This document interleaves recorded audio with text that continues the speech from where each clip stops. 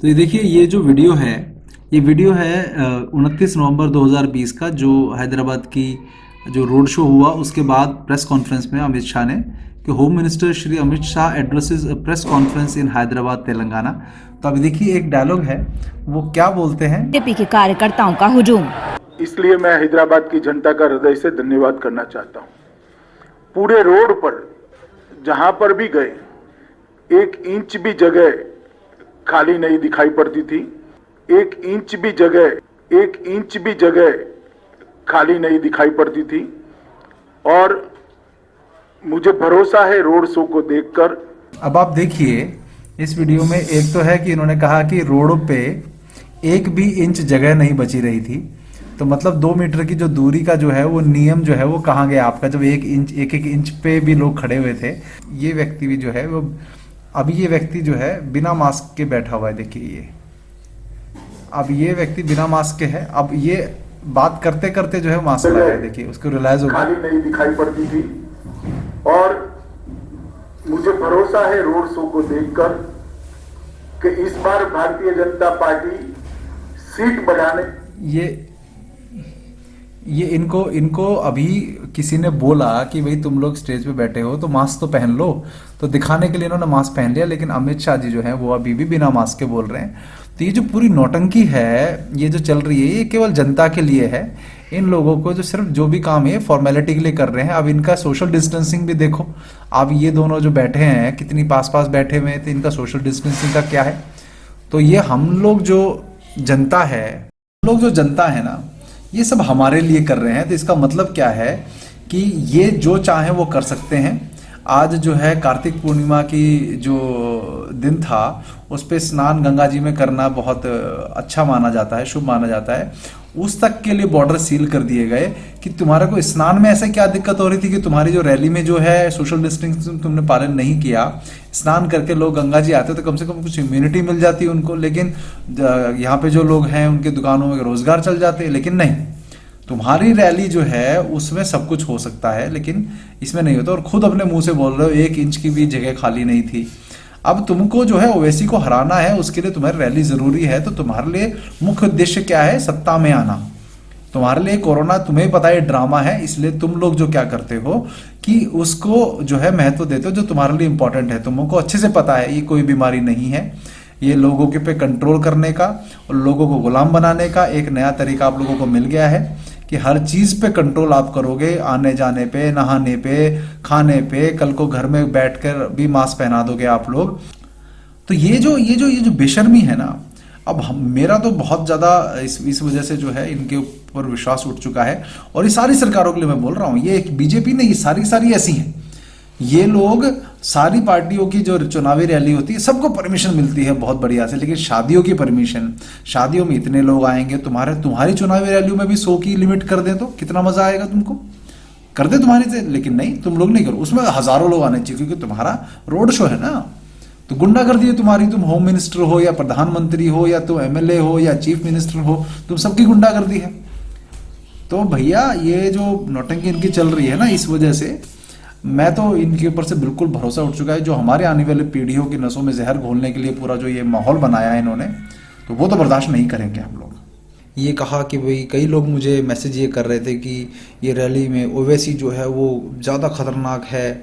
अरे मैं कहता हूँ होगा खतरनाक, होगा मुस्लिमों के साथ दिक्कत बाद में, लेकिन तुम लोग तो क्या करने वाले हो? तो ये मुस्लिम या कोई जो दूसरी व्यवस्थाएं हैं वो तो इस देश को बाद में बर्बाद करेंगी, लेकिन तुम लोग जो है वो सारी की सारी पीढ़ी को बर्बाद करने का जो ये पाप लेने वाले हो अपने सर, भैया उसमें क्या करेंगे? तुम लोग तो पीढ़ी खराब कर दोगे। तुम्हें तो कुछ ज्ञान है नहीं वैक्सीन का, तुम्हें तो जो एडवाइजरी कमेटी बोल देगी, जो तुम्हारे आका जो बोल देंगे तुम लोग तो वो करोगे।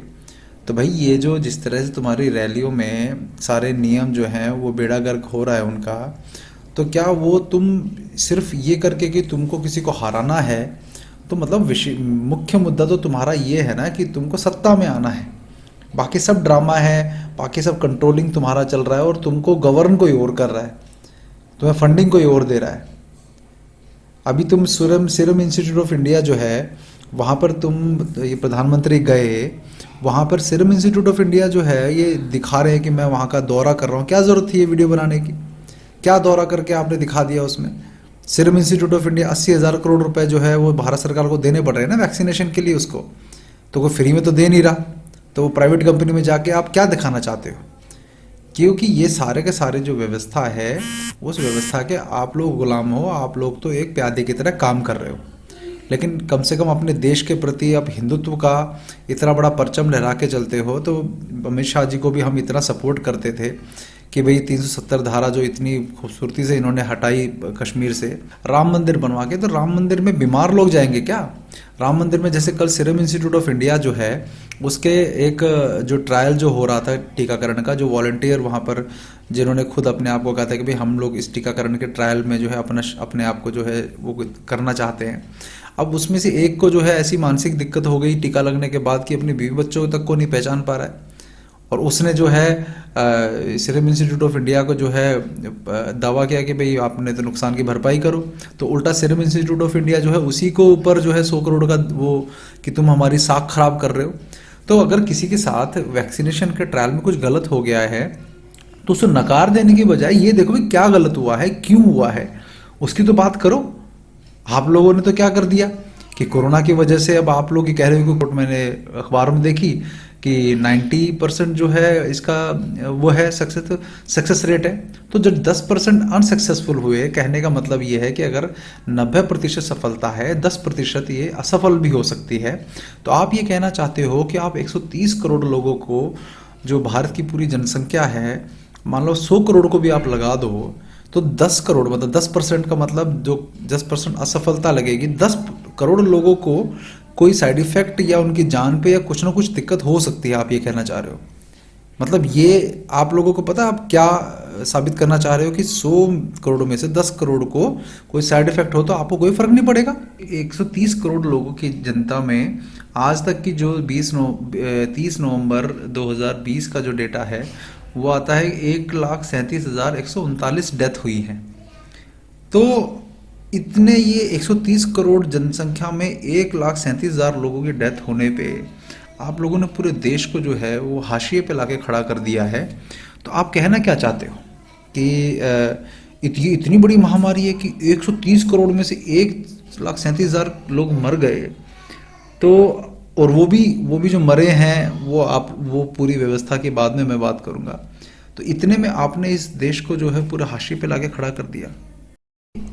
तो आप लोग ये कहना चाहते हो कि आपकी जो वैक्सीन, अगर वैसे आपका सरकारी आंकड़ा है कि 90% सफलता है उसमें, लेकिन आपको ये समझ में आ रहा है कि आप क्या कह रहे हो कि 90% में भी हो सकता है उससे भी कम हो, लेकिन 90% का मतलब 10% का मतलब है किसी के परिवार में यदि 10 लोग हैं तो उसमें से एक व्यक्ति को जो है साइड इफेक्ट या उसके जीवन पे कुछ भी खतरा वो जो आपको भी लोगों को नहीं पता है वो हो सकता है।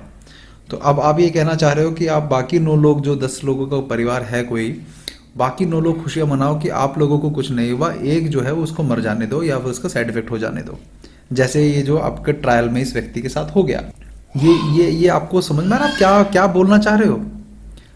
तो मैं ये कहता हूं कि इतना भी इस देश की जनता को जो है मत परेशान करो कि ये देश की जनता जो है तंग आकर आप लोगों को आपकी सीट से उखाड़ फेंके, क्योंकि ये हालात जो है धीरे धीरे बन जाएंगे जब रोजी रोटी पे सवाल आएगा। लोगों ने कहा कि जब मरना ही है तो ये सरकार को भी क्यों वो करने देना है, तो ऐसी स्थिति क्यों गृह युद्ध की ला रहे हो? ये पहले ही देश के दुश्मन बहुत कम थे कि जो आप नॉर्मल हम जैसी जनता को भी अपना दुश्मन बनाने में लगे हो, क्योंकि आप लोगों के लिए इज्जत तो खत्म हो गई है मन में। क्योंकि जब आप हमारे बच्चों की जान और हमारे आने वाली पीढ़ियों के हमारी जान से आप खेलने को राजी हो गए हो सरकारी उसमें आकर, तो क्या विश्वास करें, क्या आप लोगों का हम समर्थन करें, किस कारण से समर्थन करें? इसीलिए वोट दिया था आपको कि हमारे शरीर पे अधिकार आप लोग कर लो। ये तो बेशर्मी है। तो आप लोगों की बेशर्मी का उत्तर तो जो है वो बेशर्मी से दिया जाएगा।